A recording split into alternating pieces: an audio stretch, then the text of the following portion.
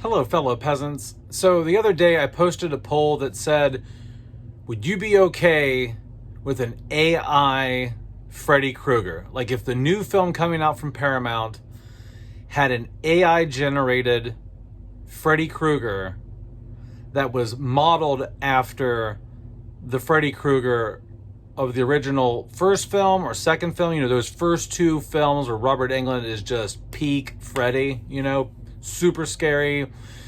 Like if they compiled all the footage, they let AI just go through hours of footage and movements and all that, like, because Robert Englund is not going to play Freddy Krueger again, right? He's damn near 80 years old now. So the question is,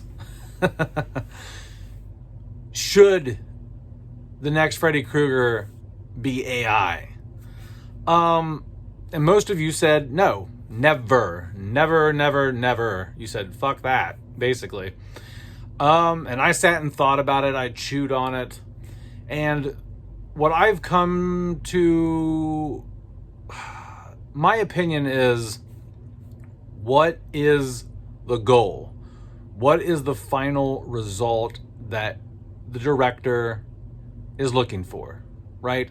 And that's really like the crux of it. Because if your goal is, well, we want something that's similar to Robert's performance in the first few films. It doesn't have to be Robert, but it can be somewhat close, within the ballpark, then by all means recast, right? Recast. Maybe even put a similar mask on the new actor to make it look like Robert's face, maybe. But if you're like, no, I want the movements to be down as close as possible. I want the voice to be as close as possible. I want the makeup and everything to be as close as possible. I want, basically, if the director's end result is, I want a Robert Englund performance in 2020, let's say this comes out in 2 years, 2028. How do you get that, right? And so it would be, you either go into a time machine back to 1984, or you use AI, right? And so I think AI, a lot of people want to shit on AI, and I understand. I think it's dangerous in many ways, but here's the thing: AI, in terms of creativity, is only dangerous when it can when the end result that you want can still be achieved, right, through hard work and sweat, right? It's when you've exhausted all other resources, and you're like, I can't do it without that, right? So if the end result they want is, we want a Robert Englund performance, and we want to get as close as humanly possible to a Robert Englund performance, then by all means use it, because Robert's not going to be 39 years old again, right?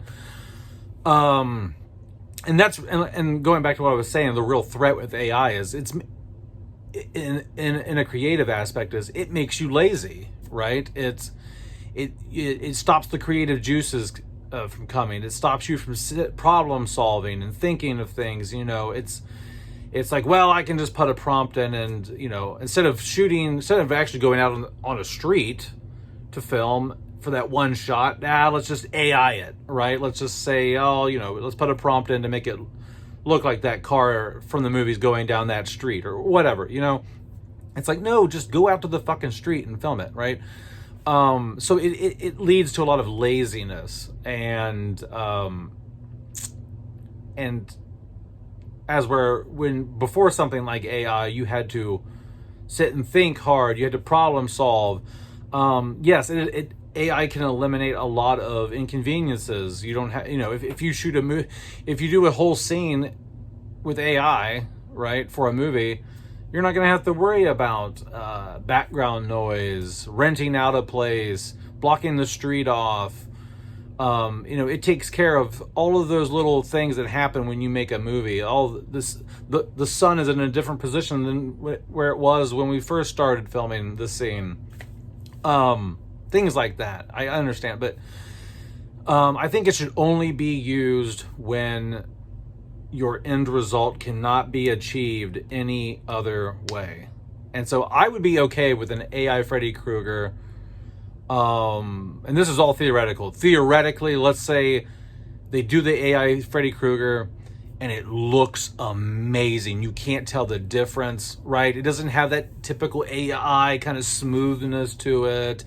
Like, let's just say they can nail it in terms of, like, in post-production. Like, they've even, like, because, like, if you film a movie with an AI Freddy, like, let's say he grabs someone by their shirt, right? Well, that has to be lifted up somehow, whether that's on set with I don't know, somebody else in a green suit. I don't know, like, so, or maybe they could be done. I mean, maybe the AI can make the AI Freddy move the shirt up. I don't know. I'm just saying, let's just say they can nail it. I don't see the harm in it if that's the end result, because it's not cheating if that's the end result. You want to get that close to a Robert Englund performance. But yeah, that's pretty much my thoughts on it. I don't see what AI hurts in filmmaking as long as you're not taking a shortcut to achieve your goal, right? You're not half-assing it. You've exhausted all other options. But yeah, that's it. Let me know down in the comments below what you think. It's a hot take, I know. I think a lot of people are going to be like, really? You support this shit? It's like, yeah, because I don't want to just say new technology bad, right? Because we could go all the way back to, like, well, why don't we just build little sets anymore? Like, like little towns anymore. Everything's CGI. Like, people don't build little tiny sets anymore, and like little micro buildings to blow them up, like Independence Day and things. So, technology does advance. It's just, is it making you lazier, right? Are you thinking less? Are you taking shortcuts? Are you not letting the creative juices flow? So yeah, that's it. Let me know in the comments below what you think. Have a good one. Peace out. Bye-bye.